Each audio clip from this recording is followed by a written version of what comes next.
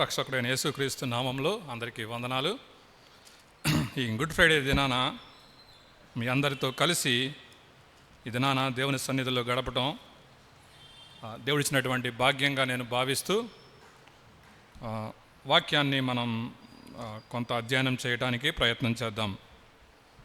బైబిల్లో నుండి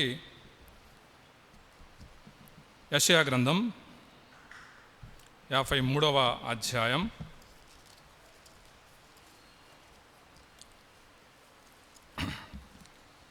4వ వచనం నుంచి 7వ వచనం వరకు నేను చదువుతాను. మీరు కూడా మీ బైబిల్లో చదవాలని గమనించాలని నేను కోరుతూ ఉన్నాను. యెషయా గ్రంథం 53వ అధ్యాయం 4 నుండి 7 వచనాల వరకు. నిశ్చయముగా అతడు మన రోగములను భరించెను, మన వ్యసనములను వహించెను. అయినను మొత్తబడిన వానిగాను, దేవుని వలన బాధింపబడిన వానిగాను, శ్రమ నొందిన వానిగాను మనమతనిని ఎంచితిమి. మన అతిక్రమ క్రియలను బట్టి అతడు గాయపరచబడెను, మన దోషములను బట్టి నలుగగొట్టబడెను. మన సమాధానార్థమైన శిక్ష అతని మీద పడెను. అతడు పొందిన దెబ్బల చేత మనకు స్వస్థత కలుగుచున్నది. మనమందరము గొర్రెల వలె త్రోవ తప్పిపోతుమి, మనలో ప్రతి వాడును తనకిష్టమైన త్రోవకు తొలగెను. యెహోవా మన అందరి దోషమును అతని మీద మోపెను. అతడు దౌర్జన్యము నొందెను, బాధింపబడినను అతడు నోరు తెరవలేదు. వదకు తేబడు గొర్రె పిల్లయు, బొచ్చు కత్తిరించు వాని ఎదుట గొర్రెయు మౌనముగా నుండినట్లు అతడు నోరు తెరవలేదు. మరి ఒక భాగాన్ని చూద్దాం. గలతీయులకు రాసిన పత్రిక 5వ అధ్యాయం 24వ వచనం.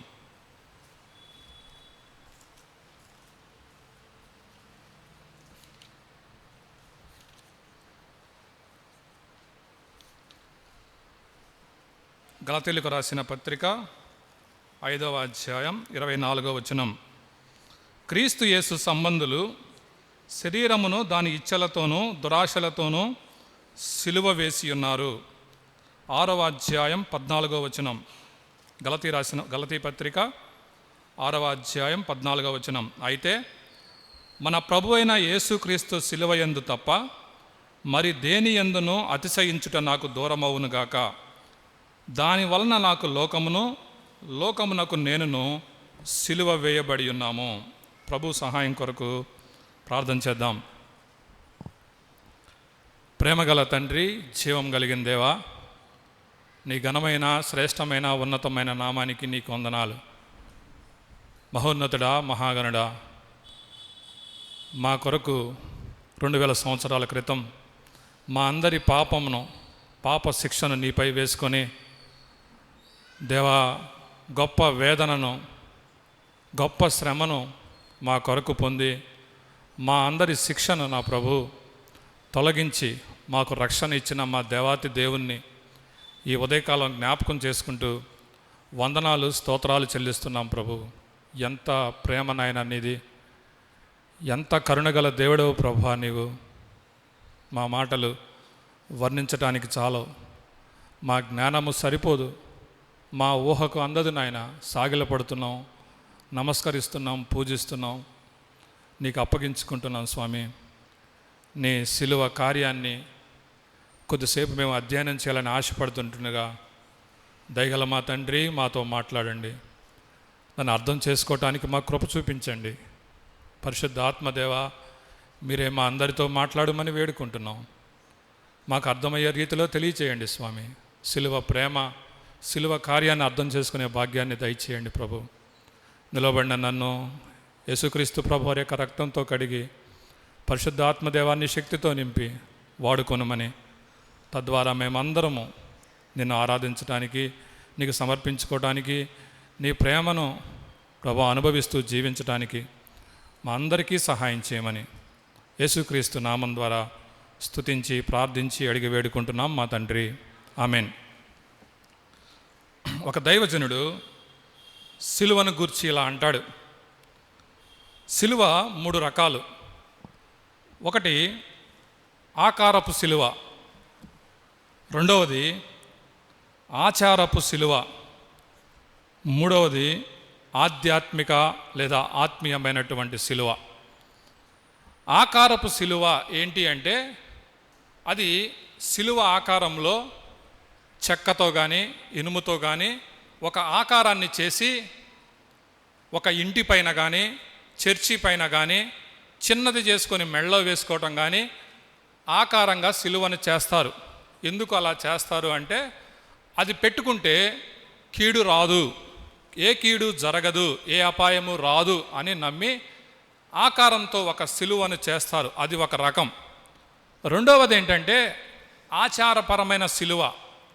కొంతమంది ఆచారపరంగా ఈ దినాల్లో 40 రోజులు కొంతమంది ఉపవాసం ఉంటారు, కొంతమంది భక్తి చేస్తారు, కొంతమంది కొన్ని తినటం మానేస్తారు, కొంతమంది అయితే ఒక అడుగు ముందుకేసి ఈ దినాన సిలువను మేదేసుకొని మోస్తూ తిరుగుతూ ఉంటారు. ఇదంతా కూడా ఆచారపరంగా చేసేటువంటి సిలువ. అది రెండవది. మూడవది ఏంటంటే ఆధ్యాత్మిక లేదా ఆత్మీయమైనటువంటి సిలువ. ఇది ఏంటయ్యా అంటే ఇది అనుదినము సిలువనెత్తుకొని యేసు ప్రభుని వెంబడించేటువంటి అనుభవం. యేసు ప్రభు యొక్క సిలువను అర్థం చేసుకొని పాపక్షమాపణ పొంది రక్షణ పొంది మారిన జీవితం ద్వారా అనుదినము యేసు ప్రభుని మన సిలువనెత్తుకొని వెంబడించే అనుభవం, అది ఆధ్యాత్మిక సిలువ లేదా ఆత్మీయ సిలువ. ఈ 3 అనుభవాలలో దేవుడు మన నుంచి కోరేటువంటి అనుభవం ఏంటంటే మూడవది ఆత్మీయ సిలువ అనుభవం. అనుదినము మన సిలువనెత్తుకొని దేవుణ్ణి వెంబడించే అనుభవం మనకు ఉండాలి అనేది యేసు ప్రభు వారు మన నుంచి కోరేటువంటి అనుభవంగా మనం చూస్తాం. కాబట్టి ఈరోజు ఆధ్యాత్మిక సిలువను ఆధ్యాత్మికంగా అర్థం చేసుకోవటానికి మనం ప్రయత్నం చేద్దాం. ఒక వ్యక్తి యొక్క జీవితాన్ని నేను చెప్పి ఆ తర్వాత నా ప్రసంగంలోకి వెళ్తాను. ఒక వ్యక్తి తన జీవితం యొక్క పరిస్థితిని బట్టి, తనకున్న కష్టాలను బట్టి, బాధలను బట్టి చనిపోవాలని నిర్ణయించుకుంటాడు, ఆత్మహత్య చేసుకుందామని నిర్ణయించుకుంటాడు. దానికోసం ఒక హోటల్కి వెళ్ళి హోటల్లో రూమ్ తీసుకొని ఇక నేను చనిపోదాం, పలానా సమయానికి చనిపోదామని ఒక సమయాన్ని పెట్టుకుంటాడు. ఆ సమయం కోసం ఎదురు చూస్తూ ఉంటాడు, ఆ సమయం రాగానే చనిపోదామని. అయితే ఆ సమయం ఇంకా రానందుకు ఆ హోటల్లో అటు ఇటు తిరుగుతూ ఉన్నప్పుడు తనకు ఒక బుక్ కనపడుతుంది. ఆ బుక్ తీసుకొని చదవటం ప్రారంభించాడు. చదువుతూ ఉంటున్నప్పుడు తనకు చాలా ఆసక్తిగా ఉంటుంది. ఒకసారి చదువుతాడు, మరలా రెండోసారి చదువుతాడు, మరలా దాన్ని చదువుతూ ఉంటాడు. అది చాలా ఆశ్చర్యంగా అద్భుతంగా తనకు అనిపిస్తుంది. ఈలోపు సమయం వైపు చూస్తే, టైం వైపు చూస్తే సమయం దాటిపోతుంది. తను చనిపోవాలి అని పెట్టుకున్న సమయం దాటిపోతుంది అని అనుకుంటాడు. అరే, నేను పెట్టుకున్న టైం దాటిపోయింది, ఇప్పుడు ఏం చేయాలి అని ఆలోచించి, అయినా నేనెందుకు చనిపోవాలి, నా కొరకు ఒక ఆయన చనిపోయాడు కదా, నేను చనిపోవాల్సిన అవసరం లేదు అని నిర్ణయించుకుంటాడు. ఇంతకీ ఆయన చదివిన బుక్ ఏంటంటే బైబిల్. ఆయన చదివినటువంటి గ్రంథం ఏంటంటే యోహాను సువార్త. ఏం చదివాడయ్యా అంటే యోహాను సువార్తలోని చివరి 6 అధ్యాయాలు చదువుతాడు.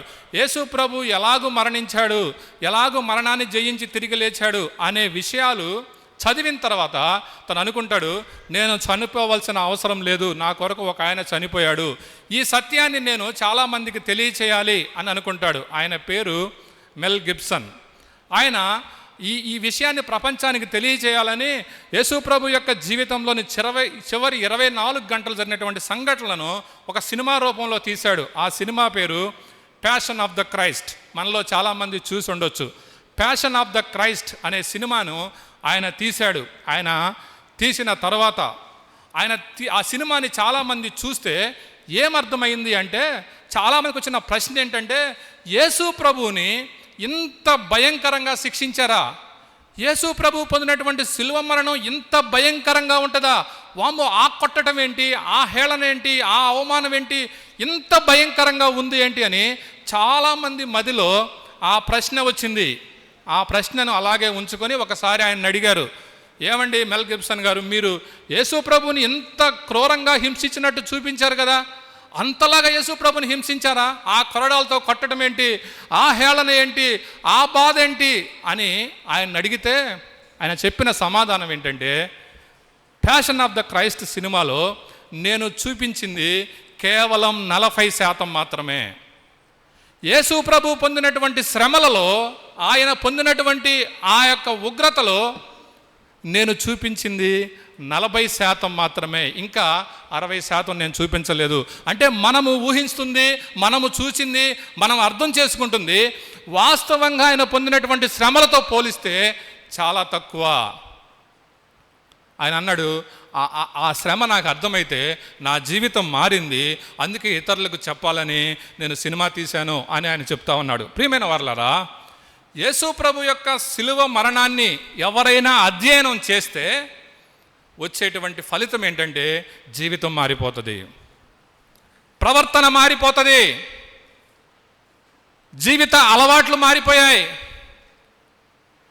ఎంత భయంకరమైన వ్యక్తులో యేసు ప్రభు యొక్క శిలువను చూసిన తర్వాత, దాన్ని అధ్యయనం చేసిన తర్వాత, దాన్ని అర్థం చేసుకున్న తర్వాత జీవితాలు అద్భుతంగా మారిపోయాయి. పాయింట్ ఏంటంటే శిలువను సరిగా అర్థం చేసుకోవాలి, శిలువను సరిగా అధ్యయనం చేయాలి.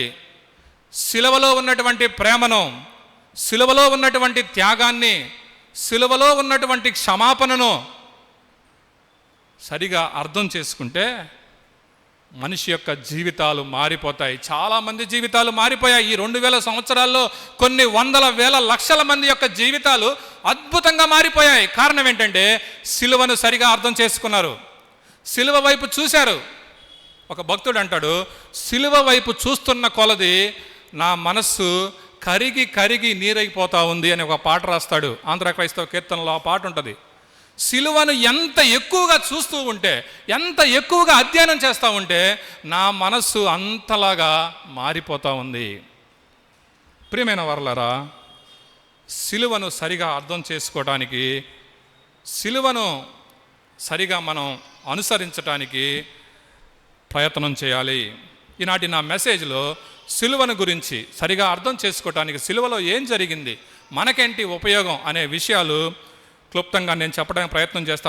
ఒక దైవజనుడు ఏమంటాడంటే, ఒక కొటేషన్ నేను చెప్తా ఉన్నా, if you want to grow in God you have to grow in understanding the cross. నీవు దేవునిలో ఎదగాలి అంటే శిలువను అర్థం చేసుకోవటంలో ఎదగాలి అంటాడు. నువ్వు దేవునిలో ఎదగాలి అంటే దేవుని యొక్క శిలువను అర్థం చేసుకోవటంలో నీవు ఎదగాలి, మనం ఎదగాలి. కాబట్టి ఈ యొక్క దృక్పథంతో ఈ దినాన మనం వాక్యాన్ని అర్థం చేసుకోవడానికి ప్రయత్నం చేద్దాం. శిలువను అర్థం చేసుకోవడానికి ఈ శిలువ విషయాలు 4 భాగాలుగా లేదా 4 విషయాలు నేను ఈ దినాన చెప్పాలని ప్రయత్నం చేస్తూ ఉన్నాను. వాటిలో మొట్టమొదటిది significance of the cross. Significance of the cross అంటే శిలువ యొక్క విశిష్టత, శిలువ యొక్క ప్రాముఖ్యత, శిలువ యొక్క ప్రత్యేకత, శిలువ యొక్క అవసరత, ఈ విషయాలన్నీ కొద్దిగా అర్థం చేసుకోవడానికి మనం ప్రయత్నం చేద్దాం. అసలు నాకు అనిపిస్తూ ఉంటుంది, యేసు ప్రభు చనిపోయినటువంటి ఆ గుడ్ ఫ్రైడే కన్నా బ్యాడ్ ఫ్రైడే అంటే బాగుంటుందేమో. అది మనుషులందరి దృష్టిలో ఓటమి, మనుషులందరి దృష్టిలో అదొక అవమానం. చనిపోవటం ఎలా గెలుపవుతుంది, ఎలా గుడ్ ఫ్రైడే అవుతుంది అని అనిపిస్తుంది. అయితే చరిత్ర దాన్ని బ్యాడ్ ఫ్రైడే అనలేదు, గుడ్ ఫ్రైడే అంది. చరిత్ర ఏం చెప్తా ఉంది అంటే అది శుభ శుక్రవారం, శిలువ కార్యం మానవాళికి శుభం కలుగజేసినటువంటి కార్యం అది. ఎందుకు దానిలో ఉన్న ప్రత్యేకత ఏంటి అనే విషయాలు నేను క్లుప్తంగా చెప్పడానికి నేను ప్రయత్నం చేస్తాను.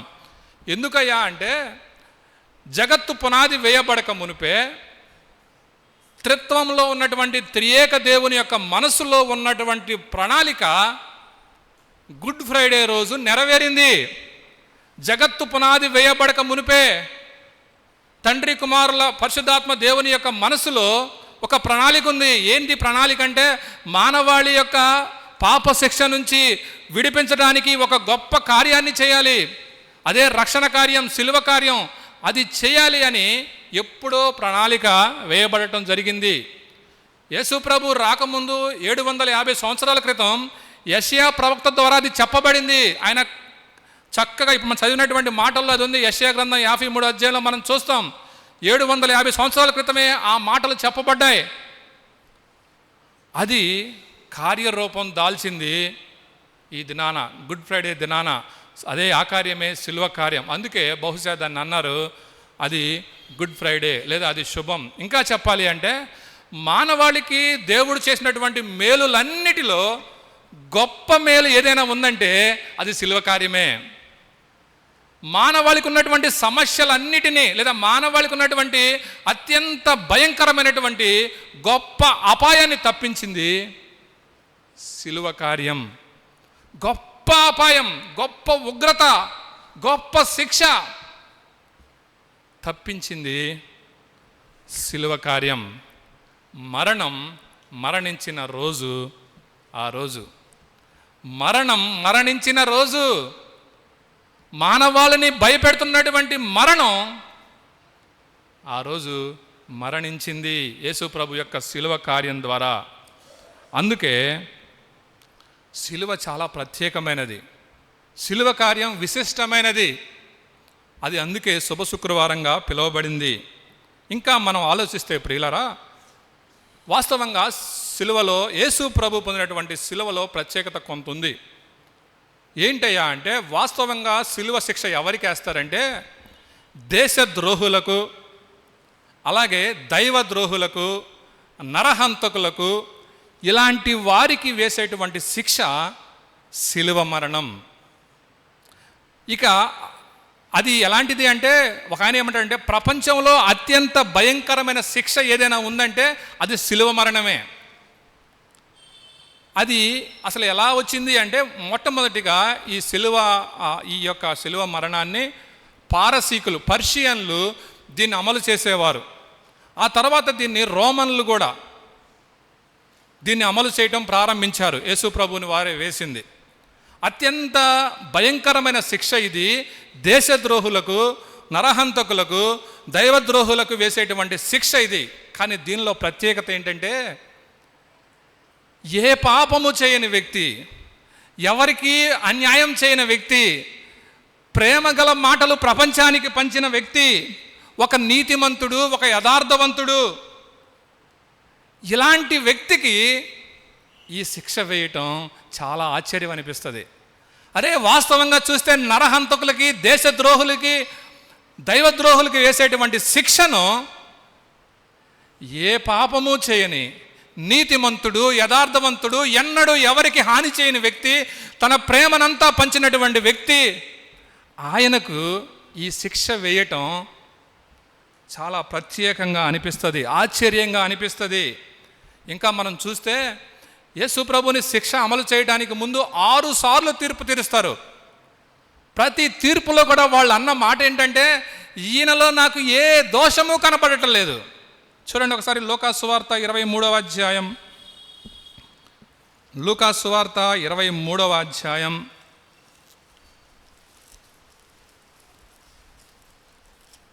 నేను చదువుతా ఉన్నాను. 23వ అధ్యాయం 4వ వచనం. పిలాతు ప్రధాన యాజకులతోనూ జన సమూహములతోనూ, చూడండి, ఈ మనుష్యుని యందు నాకు ఏ నేరమును కనబడలేదనెను. తర్వాత 14వ వచనం మధ్యలో నేను చదువుతా ఉన్నాను. మధ్యలో, మీరితని మీద మోపిన నేరములలో ఒక్కటైనను నాకు కనబడలేదు. పక్కనే ఉంటుంది 15లో, హేరోదునకు కూడా కనబడలేదు. 22వ వచనం, ఇతడు ఏ దుష్కార్యము చేసెను, ఇతని యందు మరణమునకు తగిన నేరమేమియు నాకు ఆగపడలేదు. ప్రతిసారి తీర్పులో వారు చెప్పిన మాట ఏంటంటే, ఇతనిలో ఏ నేరము కనబడటలేదు, ఏ నేరము చేసిన వ్యక్తి కాదు ఈయన.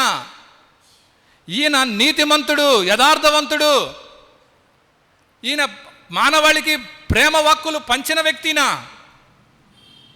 ఏ నేరము కనపడకపోయినా ఆశ్చర్యకరమైనటువంటి తీర్పు చెప్పమంటారా? చూడండి 25వ వచనం, అక్కడే ఉంటుంది. 25వ వచనం చివరి మాటలు, యేసును వారికిష్టము వచ్చినట్టు చేయుటకు అప్పగించెను. యేసును వారికిష్టం వచ్చినట్టు చేయుటకు అప్పగించెను. ప్రియమైన వారలారా, మరొక సందర్భంలో మార్క్స్ వార్తలో ఏముంటుందంటే యేసును కొరడాలతో కొట్టుటకు వారికి అప్పగించెను అని ఉంటుంది. ఎంత విశిష్టమైనటువంటి ప్రత్యేకమైనటువంటి ఈ తీర్పు. ఏ నేరము చేయకపోయినా యేసు ప్రభువారు సిలువకు అప్పగించబడటం మనం చూస్తాం.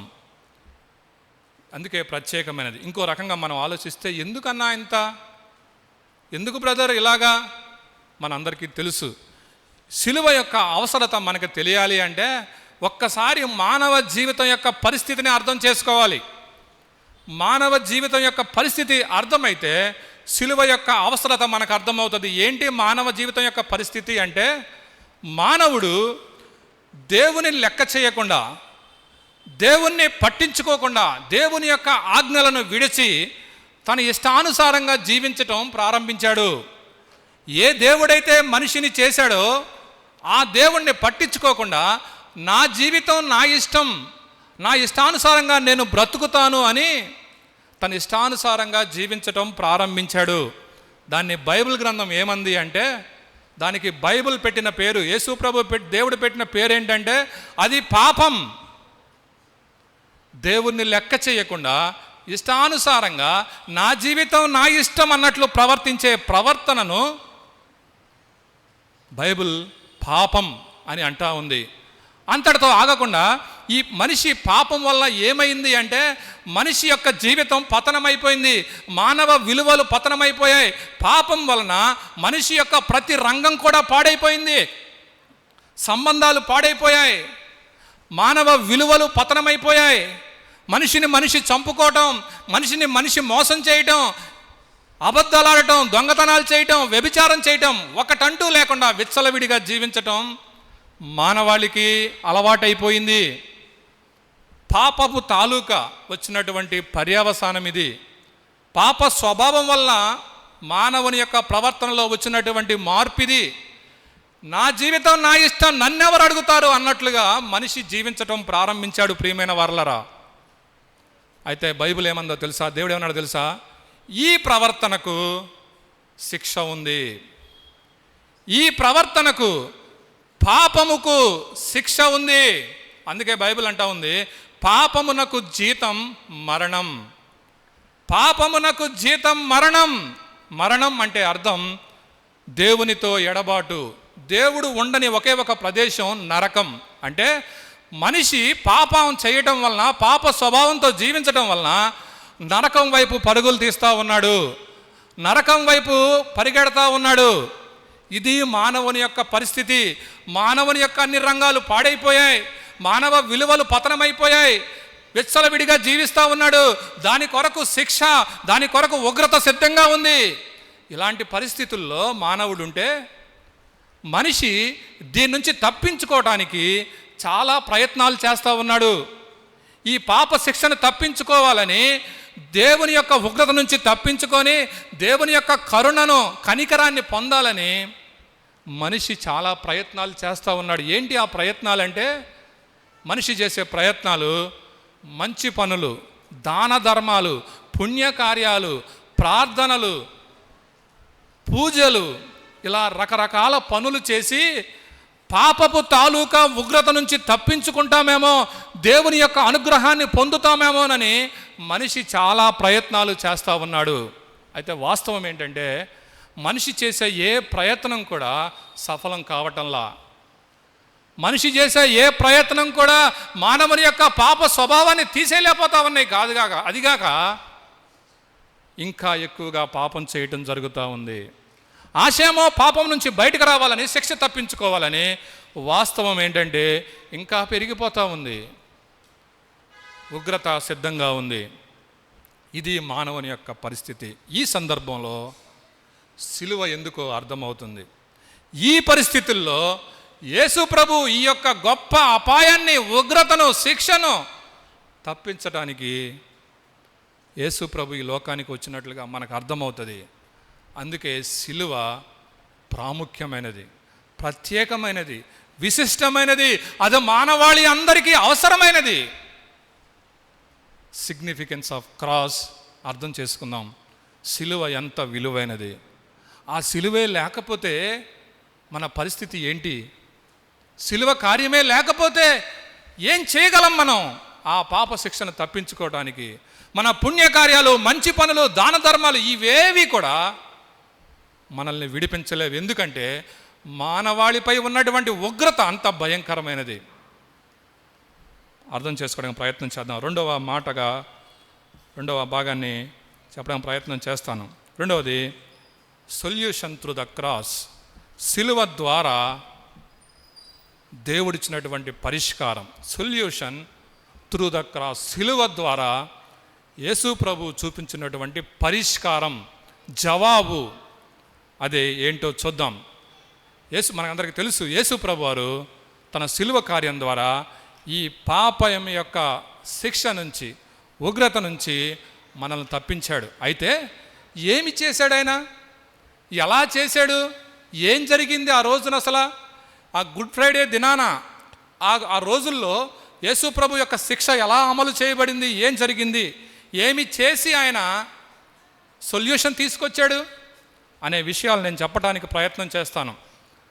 మనందరికీ తెలుసు, తీర్పు తీర్చబడిన తర్వాత యేసు ప్రభు వారిని అధికార మందిరంలోకి తీసుకెళ్ళి ఒక గుంజకు కట్టివేసి, యూదుల సాంప్రదాయ ప్రకారం ఒక కొరడా తీసుకొని 39 దెబ్బలు కొడతారు. 39 దెబ్బలు. ఎందుకు 39 అన్నా నాకు ఆలోచన వచ్చింది. 39తోనే ఎందుకు ఆపేశారు వీళ్ళు అని అంటే, యూదులు 40ని అశుభంగా వాళ్ళు ఫీల్ అవుతారు. ఎందుకంటే ఇశ్రాయేలు 40 సంవత్సరాల అరణ్యంలో తిరిగారు కాబట్టి దాన్ని వాళ్ళు ఇష్టపడరు. 39తో వాళ్ళు ఆపేశారు. 39 కొరడా దెబ్బలు యేసు ప్రభు వారిని కొడతారు. కొరడ సుమారుగా 1.5 మీటర్ల పొడవు ఉంటుంది. ఆ కొరడాకు చివర 4 నుంచి 6 అంగుళాల పొడవున్నటువంటి మేకులు కొరడాకి కడతారు. ఆ కొరడా తీసుకొని యేసు ప్రభు యొక్క పై వస్త్రం తీసేసి ఆ కొరడాతో యేసు ప్రభు దేహంపై ఒక్కొక్క దెబ్బ కొడుతున్నప్పుడు దేహం అంతా చీల్చబడుతుంది. దెబ్బ కొట్టినప్పుడు మేకు శరీరానికి గుచ్చుకొని కొరడా వెనక్కి లాగితే దేహమంతా దున్నబడుతుంది, చీల్చబడుతుంది. అలాగూ 39 దెబ్బలు యేసు ప్రభు యొక్క వీపు పైన పడతాయి. చాలామంది ఈ సిలువ శిక్షను అమలు చేసేటప్పుడు ఈ దెబ్బలు కొట్టే సమయంలోనే చనిపోతారు. అయితే యేసు ప్రభు 39 దెబ్బలు తనపై పడినప్పుడు రక్తమంతా కారిపోతుంది, నీరసం అయిపోతాడు, శరీరం అంతా ఒక మాంసపు ముద్దలాగా అయిపోతుంది. ఒక భక్తుడు ఏమంటాడంటే, నాగలితో భూమిని దున్నితే భూమి ఎలా అయిపోతుందో అలాగూ యేసు ప్రభు యొక్క దేహం అలా అయ్యింది అని వర్ణిస్తాడు. అలా 39 దెబ్బలు వేసిన తర్వాత ఏం చేస్తారయ్యా అంటే, తలకి ఒక ముళ్ళ కిరీటం పెట్టి రెల్లుతో తల మీద కొట్టి ముఖాన ఉమ్మి వేసి చాలా హేళన చేస్తారు ఆయన్ని.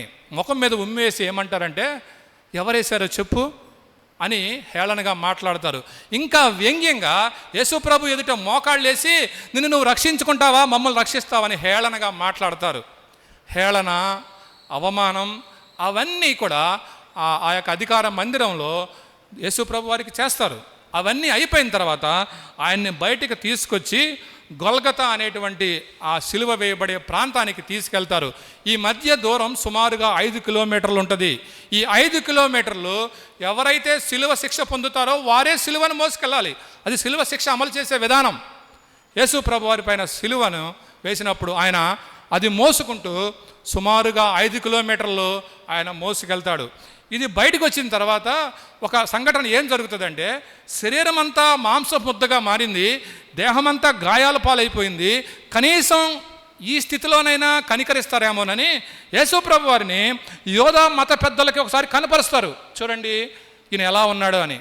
అలా చూసి కూడా వాళ్ళు ఏమంటారంటే, కనీసం కనికరించకుండా సిలువ వేయండి అని ఆయన అంటారు. యేసు ప్రభు వారిని అలాగే తీసుకుంటూ 5 కిలోమీటర్లు ఆయన గొల్గతా అనబడేటువంటి ప్రాంతానికి ఆయన తీసుకెళ్తారు. గొల్గతా అనేటువంటి ఆ కొండ ప్రాంతానికి 30 అడుగులు ఎత్తున్నటువంటి ఆ ప్రాంతానికి తీసుకెళ్ళిన తర్వాత ఒక చెక్క ఆ యొక్క సిలువ మీద యేసు ప్రభు వారిని పడుకోబెట్టి చేతులకి మేకులు కొడతారు, కాళ్ళకి మేకులు కొడతారు.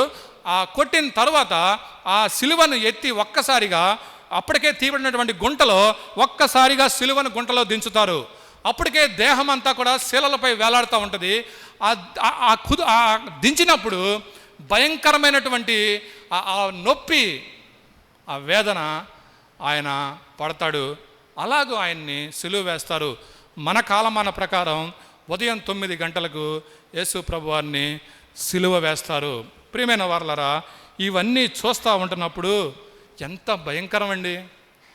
ఎంత భయంకరంగా యేసు ప్రభు మన కొరకు ఆయన శిక్షను అనుభవించాడు అని మనకు అనిపిస్తుంది. ప్రియులారా, ఒకవైపు చూస్తే ఏమనిపిస్తుంది అంటే, ఈ సిలువ ఎవరేశారయ్యా అంటే యూదా మత పెద్దలు, రోమా గవర్నమెంటు, అప్పటి అధికారులు, వీళ్ళందరూ సిలువ వేశారు అని ఒకవైపు మనకు కనిపిస్తుంది.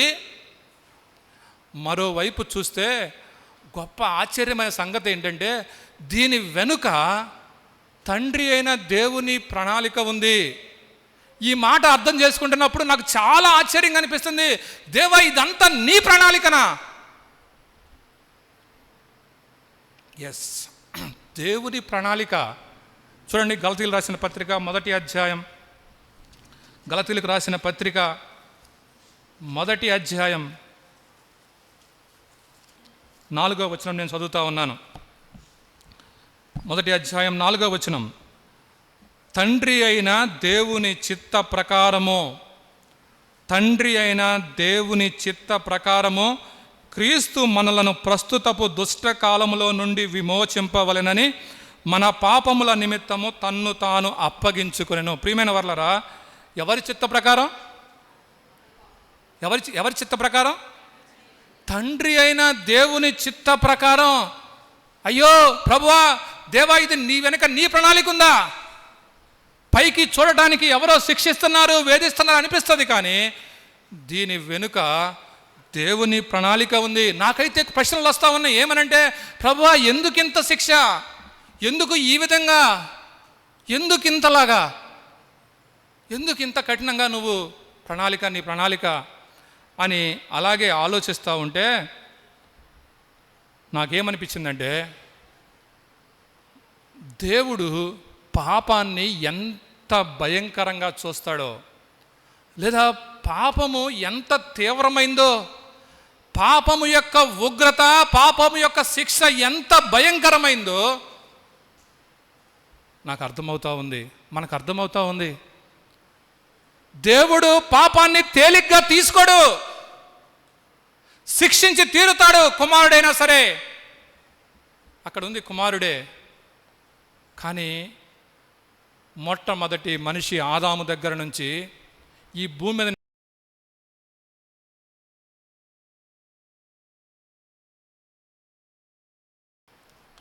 తనపై మోపబడతా ఉంది. అందుకే ఇంత భయంకరమైన శిక్ష. ప్రియులారా, దేవుడు పాపాన్ని ఏ దృక్పథంతో చూస్తాడో, పాపము యొక్క పర్యవసానం ఎంత భయంకరమైందో, ఏదో సరదాగా తేలిగ్గా ఇష్టానుసారంగా జీవించే మానవాళి యొక్క ప్రవర్తన ఎంత భయంకరంగా యేసు ప్రభు వారికి శిక్ష వేయవలసి వచ్చిందో మనం అర్థం చేసుకోవచ్చు. అందుకే అంత కఠినమైన భయంకరమైన శిక్ష. రండి చూద్దాం. యెషయా గ్రంథం 53వ అధ్యాయం, మనం చదివినటువంటి భాగం 53వ అధ్యాయం. ఎందుకు ఈ శిక్ష? ఎవరిది ఈ శిక్ష? ఎందుకు ఆయన? 53వ అధ్యాయం నేను చదువుతా ఉన్నాను, అక్కడక్కడ నేను చదువుతూ ఉంటాను. చూడండి, 4వ వచనం. ఎవరిది ఈ శిక్ష అంటే, అతడు మన రోగములను, 4వ వచనంలో మరలా మన వ్యసనములను, 5వ వచనం మన అతిక్రమ క్రియలను బట్టి, 5వ వచనంలో మరొక భాగం మన దోషములను బట్టి, అలాగే 6వ వచనంలో చివరిలో మన అందరి దోషమును.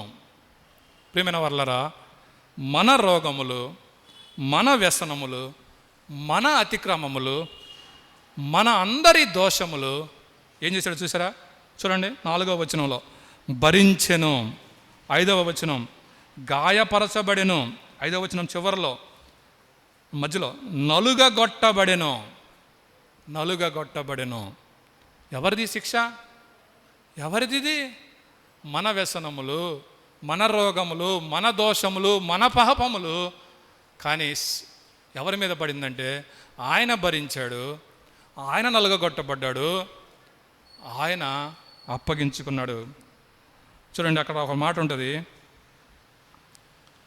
10వ వచనం ఆయన 53:10. అతని నలుగగొట్టుటకు యెహోవాకు ఇష్టమాయెను. ప్రియమైన వర్లరా, దేవుని చిత్త ప్రకారం ఇది జరిగింది. దేవుని యొక్క ఉద్దేశం ఉంది. మానవాళి యొక్క సమస్యకు సొల్యూషన్ ఇవ్వటానికి ఇదంతా జరిగింది. ఇంతగా నలగగొట్టబడి, ఇంతగా హింసింపబడి, ఇంతలాగా గాయపరచబడితే అక్కడ రాయబడిన మాట ఏంటంటే 7వ వచనంలో, అతడు దౌర్జన్యము నొందెను, బాధింపబడినను అతడు ఏమన్నా చూడండి, నోరు తెరవలేదు. రెండు సార్లు ఉంటుంది 7వ వచనం చివరిలో. బొచ్చు కత్తిరించు వాని ఎదుట గొర్రెయు మౌనముగా నుండునట్లు అతడు నోరు తెరవలేదు. ప్రియమైన వర్లరా, ఇదంతా చేసి యేసు ప్రభువారు మన సమస్యకు సొల్యూషన్, పరిష్కారం తీసుకొచ్చాడు. ఇదంతా చేసి ఆయన ఏమంటాడంటే సమాప్తమాయను అంటాడు. ఇదంతా చేసి ఏమంటాడంటే సమాప్తమైంది, ఫినిష్డ్. ఎందుకంటే ఇది సృష్టి ఆరంభంలోనే ఈ ప్రణాళిక ఉంది, ప్రవక్తల ద్వారా చెప్పబడింది. ఈ ఉంది ఇదంతా ప్రణాళిక అంతా కూడా సమాప్తి చేయబడింది, పూర్తయిపోయింది. ఇక మనిషి ఏమి చేయాల్సిన అవసరం లేదు, ఆయన చేసేశాడు, సంపూర్తిగా చేసేశాడు, సమాప్తమైనది. చూద్దాం, ఆ మాట చదవండి. యోహాను సువార్త 19వ అధ్యాయం 30వ వచనం. యోహాను సువార్త 19వ అధ్యాయం 30వ వచనం.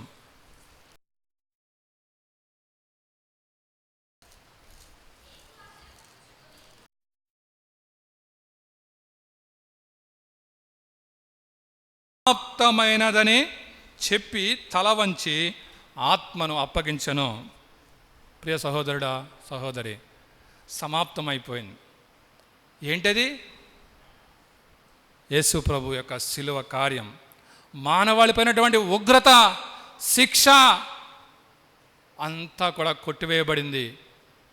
ఆయన 100% దాన్ని అమలు చేసి అన్నాడు, సమాప్తమైంది. మరొక చోట హెబ్రీ పత్రికలో ఏమని ఉంటుందంటే, నేను చదువుతాను. హెబ్రీ పత్రిక 7వ అధ్యాయం, హెబ్రీలకు రాసి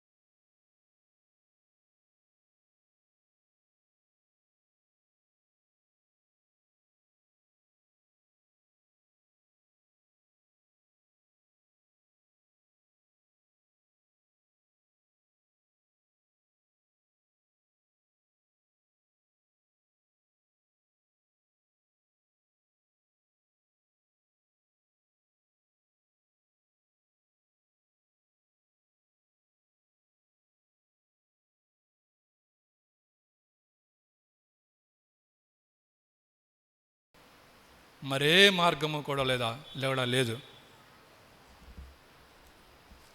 కాబట్టి సిలువలో మానవ సమస్యలకు పరిష్కారం సంపూర్తిగా దొరుకుతుంది. 3వ విషయాన్ని చూద్దాం. 3వ మాట, sound from the cross, sound from the cross లేదా మెసేజ్ ఫ్రమ్ ద క్రాస్ అంటే సిలువలో ఏమి మనకు వర్తమానం వస్తూ ఉంది, ఏ శబ్దం వినపడతా ఉంది సిలువలో నుంచి, సిలువ ద్వారా మనకి ఏమి అర్థమవుతూ ఉంది. సౌండ్ ఫ్రమ్ ద క్రాస్, సిలువలో నుంచి ఏ శబ్దం వినపడతా ఉంది. నేను సిలువ గురించి ధ్యానిస్తూ ఉంటే, యేసు ప్రభు పలికిన మాటలను అధ్యయనం చేస్తూ ఉంటే నాకు కొన్ని వర్తమానాలు లేదంటే కొన్ని మాటలు పెద్ద పెద్ద శబ్దంలాగా అంటే మనసులో వస్తూ ఉన్నాయి. ఇది కదా సిలువలో ఉన్నటువంటి వర్తమానం, ఇది కదా సిలువలో నుంచి వస్తున్న శబ్దం. సిలువలో ఈ దినాన ప్రపంచమంతా కూడా సిలువలో పలిన 7 మాటలను అధ్యయనం చేస్తూ ఉన్నాం. 7 మాటలు మనం చదువుతాం, చాలాసార్లు చదివాం. ఆ 7 మాటలు పలికిన ప్రభువులో నుంచి, ఆయన హృదయంలో నుంచి, ఆ సిలువపై నుంచి ఏ శబ్దం వస్తూ ఉంది, ఏ మెసేజ్ వస్తుంది, అది నేను క్లుప్తంగా చెప్పడానికి ప్రయత్నం చేస్తాను. యేసు ప్రభు వారు సిలువలో చనిపోయిన తర్వాత మనకి కేవలం సొల్యూషన్ మాత్రమే కాదు కానీ ఆయన మనకి ఒక మాదిరిని కూడా ఉంచిపోయాడు, ఒక మాదిరి కూడా మనకు పెట్టాడు. చూడండి, పేతురు రాసిన మొదటి పత్రిక 2వ అధ్యాయం 21వ వచనం నేను చదువుతూ ఉన్నాను. పేతురు రాసిన మొదటి పత్రిక 2వ అధ్యాయం 21వ వచనం. క్రీస్తు కూడా మీ కొరకు బాధపడి మీరు తన అడుగుజాడల యందు నడుచుకొనున్నట్లు మీకు మాదిరి ఉంచిపోయెను.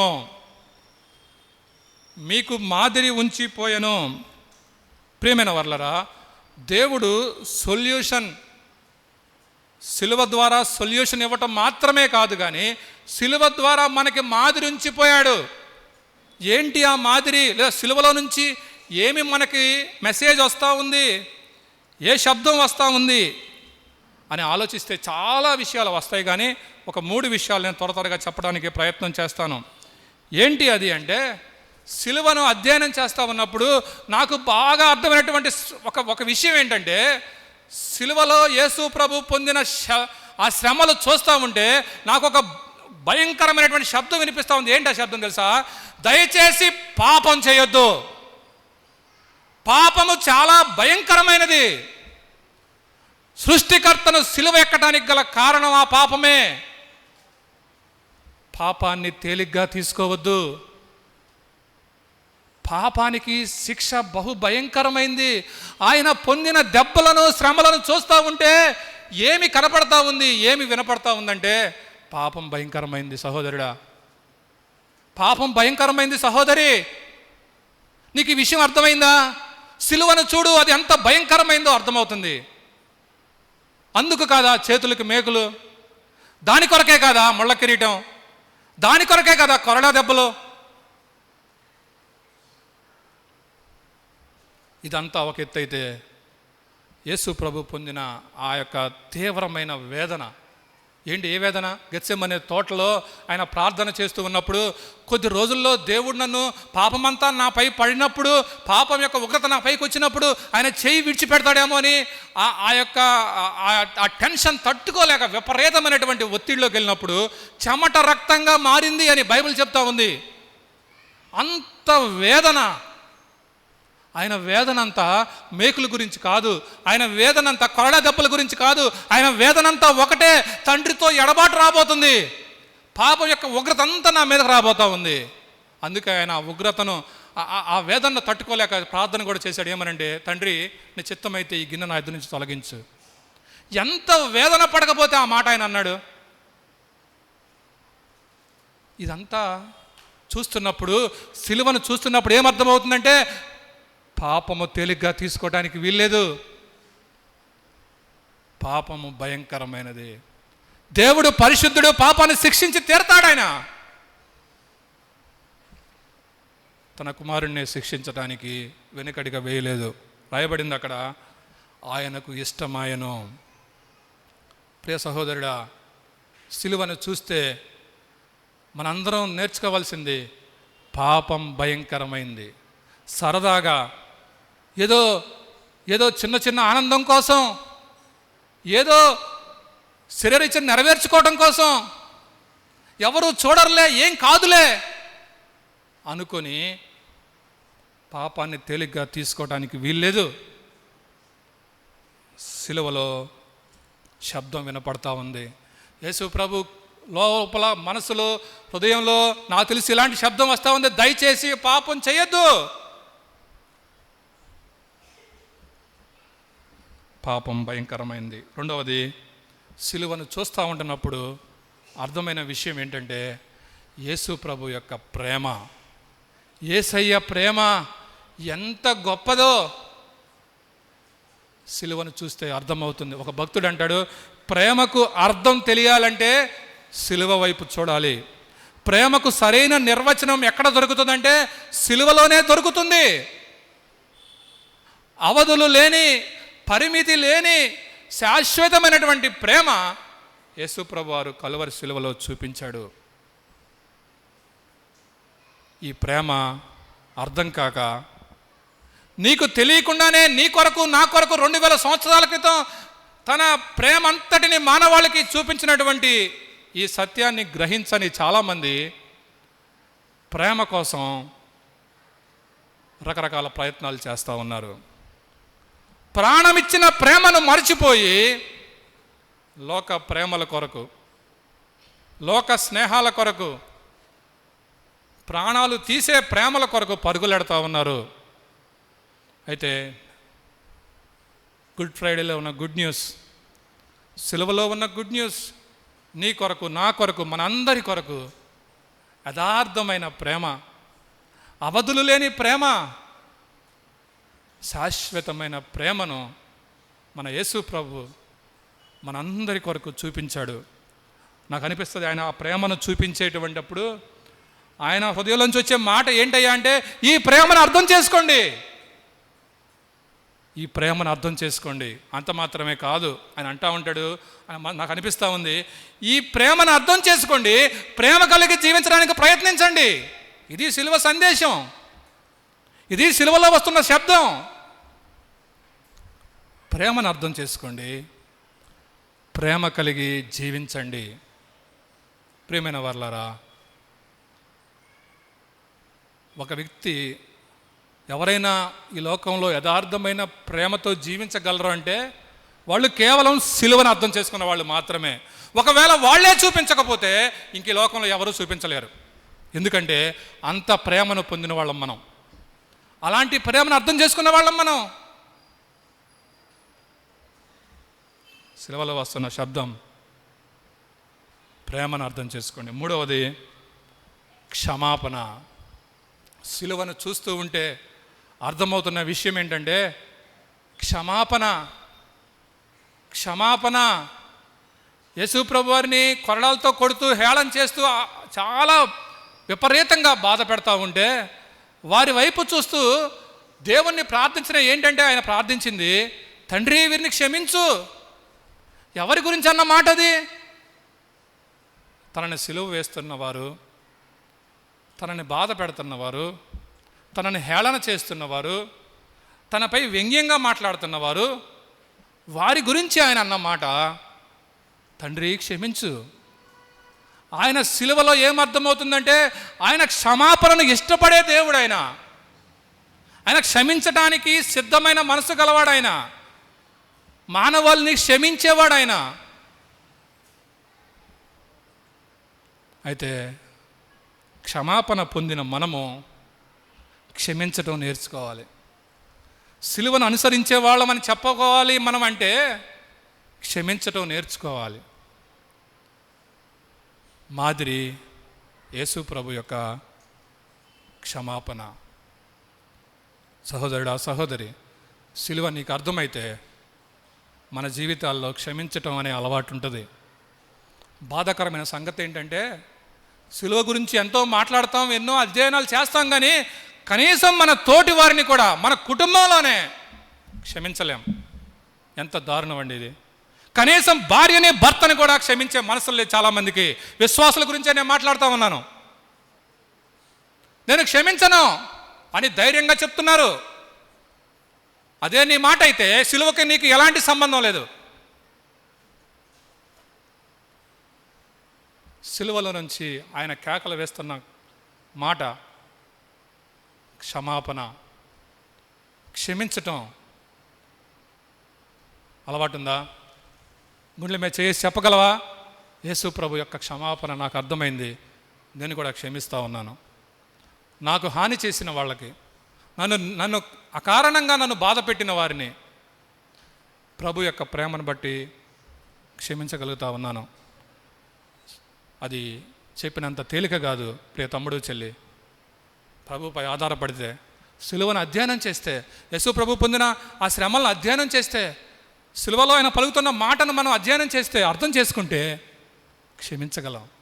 దేవుడు ఆ మనసిస్తాడు. కనీసం మనకు ఆసక్తి ఉండాలి, ఆసక్తి ఉండాలి, నేర్చుకోవాలని, అలా చేయాలని, యేసు ప్రభు చూపిన మాదిరి చూపాలనేటువంటి ఆసక్తి మనకి ఉండాలి. కాబట్టి సిలువలో నుంచి మీరు అధ్యయనం చేస్తే ఇంకా చాలా ఉన్నాయి. సిలువలో ఏం వినపడతా ఉంది, ఏ సౌండ్ వస్తూ ఉంది? పాపం చేయొద్దు, ప్రేమ కలిగి జీవించండి, క్షమాపణ పొంది క్షమించడం నేర్చుకోవాలి. చివరిగా 4వది surrendering to the cross. Surrendering to the cross అంటే సిలువకు మనల్ని మనం అప్పగించుకొనుట. సిలువకు అప్పగించుకొనుట. మొదటి 3 విషయాలు దేవుడు చేసినవైతే, ఇది మన రెస్పాన్స్, ఇది మన ప్రతిస్పందన. సిలువను అర్థం చేసుకున్న మనము ప్రతిస్పందించటం ఈ 4వది, సరెండరింగ్ టు ద క్రాస్, సిలువకు అప్పగించుకొనుట. ప్రియమైన వారలారా, సిలువ గురించి ఇన్ని సంవత్సరాలుగా ఇన్నిసార్లు మనం వింటున్నప్పటికీ, ఒకవేళ నీ గుండెల మీద చేసుకొని నేను యేసు ప్రభువుని అంగీకరించిన వ్యక్తిని, పాప క్షమాపణ పొందిన వ్యక్తిని అని చెప్పలేకపోతే అది ఎంత భయంకరమో కదా. ఆయన చేసిందంతా నీ జీవితంలో, నీ కొరకు చేసిందంతా నీకు వ్యర్థమే కదా. ఒకవేళ ఇప్పటికీ కూడా యేసు ప్రభుని సొంత రక్షకుడిగా అంగీకరించకపోతే, పాప క్షమాపణ పొందకపోతే, సిలువ దగ్గరికి వెళ్ళి ఆయనకి సరెండర్ కాకపోతే, కనీసం ఈరోజైనా ప్రభువా నన్ను క్షమించు, నా పాప జీవితం నాకు అర్థమైంది, పాపం యొక్క శిక్ష ఎంత భయంకరమైందో నాకు అర్థమైంది. ఆ శిక్ష రోమన్లు వేసిన శిక్ష కాదు, ఆ శిక్ష యూదా మత పెద్దలు వేసిన శిక్ష కాదు, నా పాపము వేసిన శిక్ష అది అని అర్థం చేసుకొని ప్రభువా నన్ను క్షమించు అని ఒక్క మాట చెప్పగలిగితే, ప్రియ తమ్ముడు చెల్లి, నువ్వు అప్పుడు ధైర్యంగా చెప్పొచ్చు గుడ్ ఫ్రైడే. అప్పుడే నీకు అది గుడ్ ఫ్రైడే. ఈ అనుభవం లేకుండా షేక్ హ్యాండ్ ఇచ్చి గుడ్ ఫ్రైడే అంటే ఏ ఉపయోగం లేదు. నీ జీవితంలో చెప్పగలగాలి, ఇది నాకు గుడ్ ఫ్రైడే, సిలువ కార్యం నా జీవితాన్ని మార్చింది, నేను చెప్పగలను నేను మారిన వ్యక్తిని, ప్రభువు నా జీవితాన్ని మార్చాడు. ఆ అనుభవం ఉందా? ఒకవేళ లేకపోతే ఉగ్రత ఉంది, జాగ్రత్త, శిక్ష ఉంది, జాగ్రత్త. బైబిల్ అంటా ఉంది, మనిషి యేసు ప్రభుని అంగీకరించకపోతే, పాపక్షమాపణ పొందకపోతే నరకానికి వెళ్తాడు. నరకం గురించి బైబిల్ చెప్తున్న మాట, అగ్ని ఆరదు, పురుగు చావదు, దగదగా మండేటువంటి మంటల్లో పడాల్సి వస్తుంది. ఆ అపాయాన్ని తప్పించడానికి యేసు ప్రభు ఇంత మహత్తర కార్యాన్ని ఆయన చేశాడు. అందరినీ రిక్వెస్ట్ చేస్తా ఉన్నా, పాప క్షమాపణ పొందకపోతే, ప్రభువుని రక్షకుడిగా అంగీకరించకపోతే దయచేసి ఆలస్యం చేయొద్దు. ఈరోజే ప్రభువుని రక్షకుడిగా స్వీకరించు. అన్నా మేము ఆల్రెడీ ఎప్పుడో రక్షింపబడ్డామన్నా, మాకు ఆ అనుభవం ఉందన్నా, రక్షింపబడ్డాం అంటే దేవునికి స్తోత్రం, చాలా సంతోషం. అయితే యేసు ప్రభుని అంగీకరించినటువంటి మనం, రక్షింపబడినటువంటి మనం ఆ స్థాయి నుంచి సిలువనెత్తుకొని ప్రభువుని వెంబడించే స్థాయికి ఎదగాలి. రక్షింపబడినటువంటి స్థాయి నుంచి ప్రతి దినము సిలువెత్తుకొని వెంబడించే స్థాయికి మనం ఎదగాలి. యేసు ప్రభువారు ఆ మాట శిష్యులకి ఎప్పుడో చెప్పాడు. లూకాసు వార్త 9వ అధ్యాయం 23వ వచనంలో ఆ మాట నేను చదువుతాను చూడండి. లూకాసు వార్త 9వ అధ్యాయం 23వ వచనం నేను చదువుతా ఉన్నాను. మరియు ఆయన అందరితో ఇట్లనెను, ఎవడైనను నన్ను వెంబడింపగోరిన యెడల తన్ను తాను ఉపేక్షించుకొని, ఇప్పుడు చూడాలి అందరూ, ప్రతి దినము తన సిలువను ఎత్తుకొని నన్ను వెంబడింపవలెను. ఈ మాట సిలువ కార్యం జరగకముందే చెప్పిన మాట. అది చాలామందికి అప్పుడు అది అర్థం కాల. ఏంటి సిలువను ఎత్తుకొని వెంబడించడం? యేసు ప్రభువు సిలువలో చనిపోయిన తర్వాత ఆయన సిలువ ఎత్తుకొని ఆ యొక్క గొల్గతా ప్రాంతం దాకా వెళ్ళి అక్కడ చనిపోయి ఇదంతా చూసిన మనకి చాలా చక్కగా అర్థమవుతుంది ఆయన ఎందుకు ఈ మాట అన్నాడో. ప్రతి దినము సిలువెత్తుకొని వెంబడించండి అంటే సిలువ శ్రమకు గుర్తు, సిలువ బాధకు గుర్తు, సిలువలో హేళన ఉంది, సిలువలో అవమానం ఉంది, సిలువలో తగ్గింపు ఉంది. ఇది ప్రతి దినము మీరు కలిగి ఉండాలి మీ అనుదిన జీవితంలో. అవి కలిగి ఉండి ప్రతి దినము యేసు ప్రభువారిని వెంబడించాలి. అది యేసు ప్రభువారు చెప్పిన మాట. రక్షింపబడిన స్థాయి నుంచి ప్రతి దినము సిలువనెత్తుకుని యేసు ప్రభువుని వెంబడించే అనుభవంలోకి మనం ఎదగాలి. అదే ప్రభు మన నుంచి కోరేది. సిలువలో మన జీవితంలో కూడా ప్రతి దినము వాస్తవంగా మనం చూస్తే, విశ్వాసిగా బ్రతకాలని ప్రయత్నం చేస్తే, వాక్య ప్రకారం జీవించాలని ప్రయత్నం చేస్తే హేళన ఉంటుంది, అవమానం ఉంటుంది, నిన్ను తగ్గిస్తారు, నిన్ను రిజెక్ట్ చేస్తారు, అన్యాయానికి గురవ్వచ్చు, హేళన చేయొచ్చు. అయితే గొప్ప విషయం ఏంటంటే ఈ మాట యేసు ప్రభు ఎప్పుడో చెప్పాడు. ఇదేదో కొత్త కాదు, ఇదేదో వింత కాదు, దీనిలో ఆశ్చర్యమేమి లేదు. మనం ఇలా అనుకోవచ్చు, ఈ మాటలు మాకు యేసు ప్రభు ఎప్పుడో చెప్పాడు. ఏమనంటే ఆయన్ని వెంబడిస్తే ఇవి ఉంటాయి, అయినా కూడా వెంబడించమన్నాడు. అవి రాగానే పక్కన పడేసి వదిలేసి వెళ్ళమని అనలా, అవి వస్తాయి, ఆయనను నన్ను వెంబడించండి. ప్రియ సహోదరుడు, సహోదరి, ఈ అనుభవం నీకుందా? ఉంటే నేను అనుదినం వీటి గుండా వెళ్తా ఉన్నాను అంటే దేవునికి స్తోత్రం. దేవుడు కోరేది అదే, దేవుని వాక్యం చెప్తా ఉంది అదే. ప్రతిదినము ఆయన్ని వెంబడించాలి. సిలువను నిజంగా ఎత్తుకొని వెంబడించే వారి జీవితాల్లో 2 అనుభవాలు ఉంటాయి, 2 కార్యాలు జరుగుతాయి. అవేంటో చెప్పి నేను ముగిస్తాను. గలతీయులకు రాసిన పత్రిక 5వ, మనం ఆల్రెడీ చదివాము. గలతీయులకు రాసిన పత్రిక 5వ అధ్యాయం 24వ వచనం నేను చదువుతా ఉన్నాను. గలతీయులకు రాసిన పత్రిక 5వ అధ్యాయం 24వ వచనం. క్రీస్తు యేసు సంబంధులు శరీరమును దాని ఇచ్చలతోనూ దురాశలతోనూ సిలువ వేసి ఉన్నారు.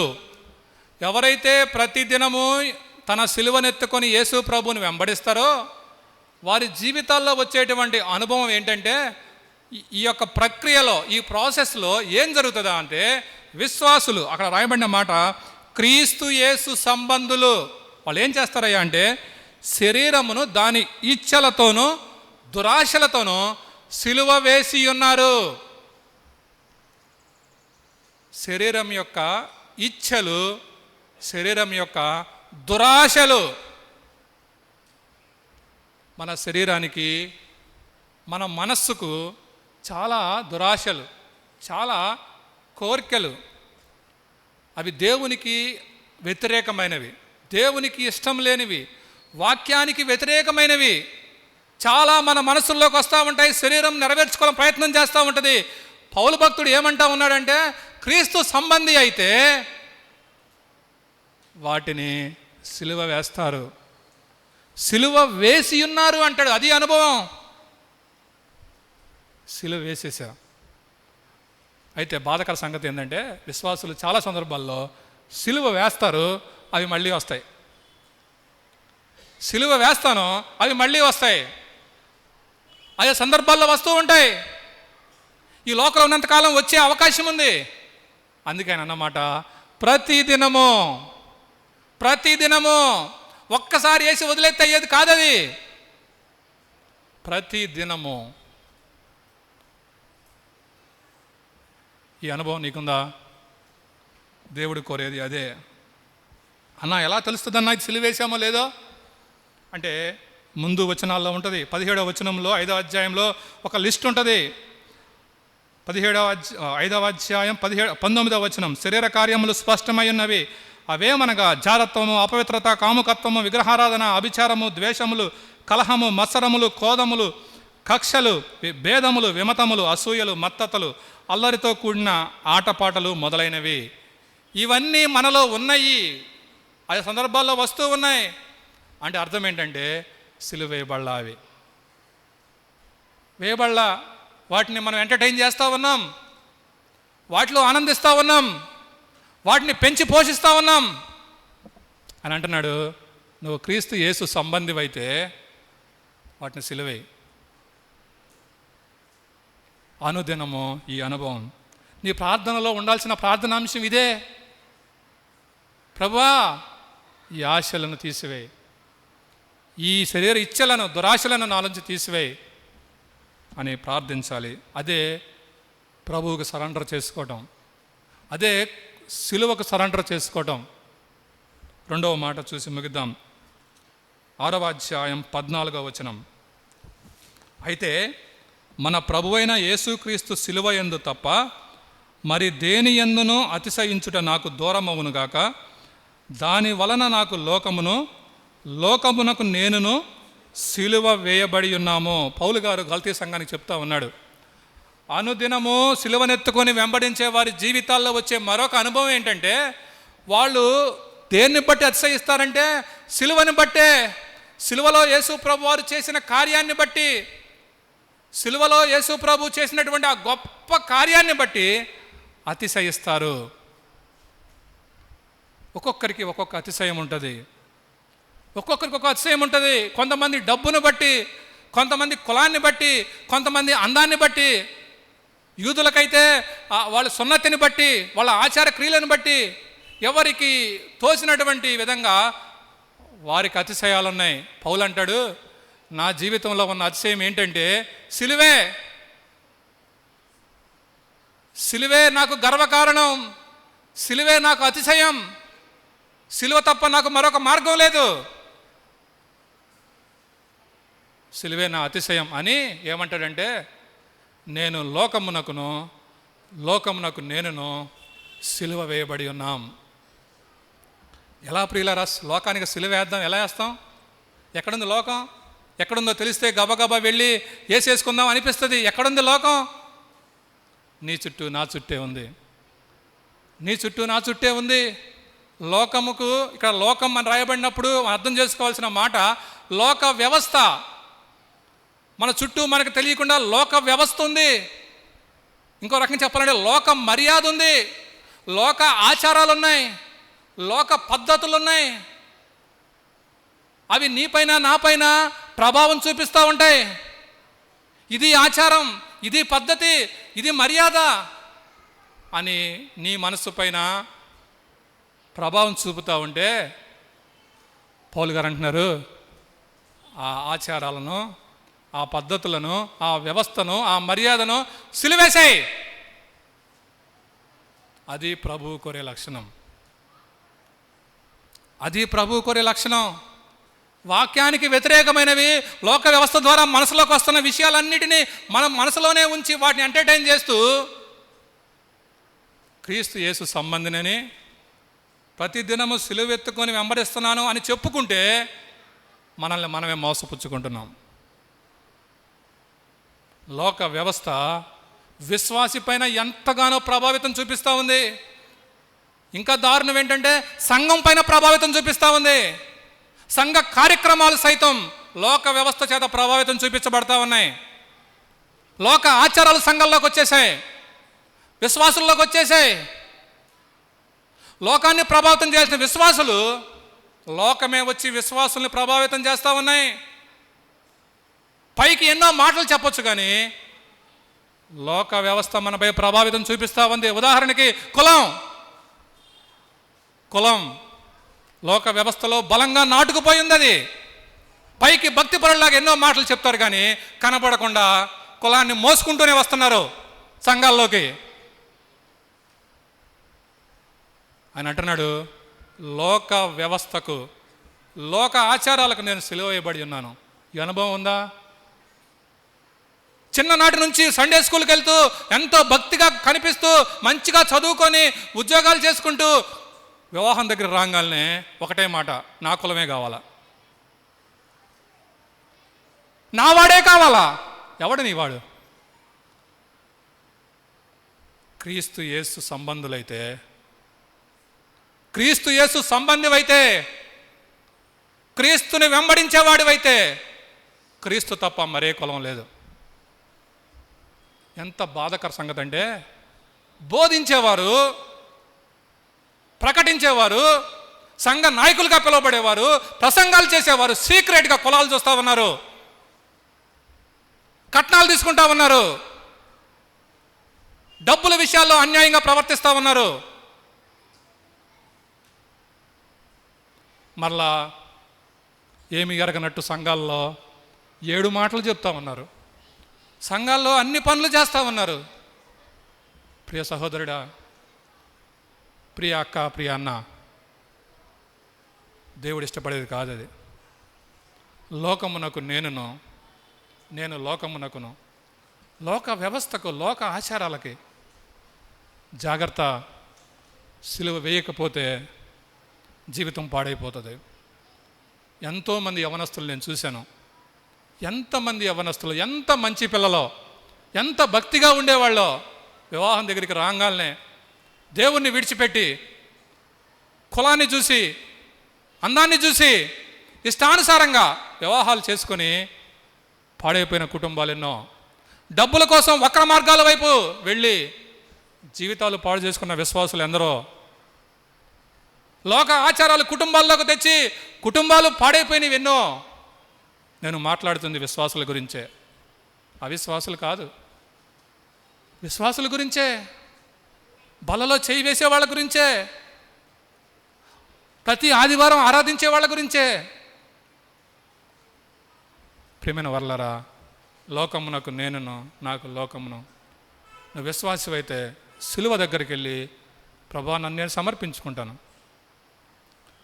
నీ సిలువ శక్తితో నీవు చూపిన ఆ ప్రేమ ద్వారా ప్రతి దాన్ని కూడా విడిచిపెట్టి నిన్ను వెంబడిస్తాను ప్రభా అని చెప్పగలిగితే నిజంగా గుడ్ ఫ్రైడే అంటానికి మనం అర్హులం. నిజంగా మనం ఆ గుడ్ ఫ్రైడేలో ఉన్నటువంటి సిలువ కార్యంలో ఉన్నటువంటి ఆ అర్థాన్ని అనుభవించిన వాళ్ళం అవుతాం. ప్రేమైన వర్లారా, దేవుడు ప్రేమ గలవాడు. ఎంత ప్రేమ గలవాడంటే, మనం పాపం చేసి ఎంత దూరంగా వెళ్ళిపోయామో అంత దూరంగా నీకోసం, నా కోసం వచ్చాడు. నీ శిక్ష ఎంత భయంకరమైందో ఆయన తెలిసి కూడా అంత భయంకరమైన దాని కోసం వెతుక్కుంటూ వచ్చేసాడు. ప్రేమ గల దేవుడు నీకు నాకు సహాయం చేస్తాడు, మనందరికీ సహాయం చేస్తాడు. తల్ల వంచండి, ప్రార్థన చేసుకుందాం. 4 విషయాలు నేను చెప్పాను. సిగ్నిఫికెన్స్ ఆఫ్ ద క్రాస్, సిలువ యొక్క ప్రాముఖ్యత నేను చెప్పాను, సిలువ యొక్క అవసరత అని చెప్పాను. రెండవది సొల్యూషన్ త్రూ ద క్రాస్, సిలువ ద్వారా దేవుని యొక్క పరిష్కారం, జవాబు ఏంటో చూసాం. ఆ పరిష్కారం సంపూర్ణమైంది, సమాప్తమైంది. అలాగే సౌండ్ ఫ్రమ్ ద క్రాస్, సిలువలో నుంచి వస్తున్న మెసేజ్ ఏంటి, శబ్దం ఏంటి చెప్పాను. చివరిగా సరెండరింగ్ టు ద క్రాస్, సిలువకు అప్పగించుకోవడం, సరెండర్ అయిపోతాం. ఏంటో మనకు అర్థమైంది. రక్షింపబడకపోతే ఈరోజైనా రక్షణ తీర్మానాన్ని చేద్దాం. ప్రభా నన్ను క్షమించయ్యా, నా హృదయంలోకి రండి ప్రభా అని ప్రార్థన చేద్దాం. ఆ గొప్ప ఉగ్రత నుంచి తప్పించి దేవుడు గొప్ప ఆనందాన్ని, గొప్ప సమాధానాన్ని మనకిస్తాడు. ఇప్పటికే రక్షింపబడిన వ్యక్తివైతే, ప్రభా ప్రతిదినము సిలువనెత్తుకొని వెంబడిస్తాను ప్రభా, ప్రతిదినము సిలువనెత్తుకొని వెంబడిస్తాను ప్రభా అని ఒక తీర్మానం చేద్దామా? మనల్ని మనం సమర్పించుకుందామా? సరెండర్ అయిపోదామా? ఉన్న పలంగా ప్రభువా, సిలువ చెంత చేరి నన్ను నేను నీకు అప్పగించుకుంటున్నాను. నీ ప్రేమ ముందు, నీ క్షమాపణ ముందు, నీ త్యాగం ముందు మనం చేసేది ఏది కూడా ఎన్నదగినది కాదు. ఏంటి మన పరిస్థితి? ఎక్కడున్నాం మనం? ఆత్మీయ స్థితి ఏంటి? లోక వ్యవస్థకు నో చెప్పగలవా? శరీర ఇచ్చలకు, దురాశలకు నో చెప్పగలవా? అయితే ప్రభుతో చెప్పు, ప్రభువా నేను నో చెప్తా ఉన్నాను, నాకు సహాయం చేయ. నో చెప్తా ఉన్నాను, నాకు సహాయం చేయ. ఒక్క మాట ప్రభువుకు చెప్దాం.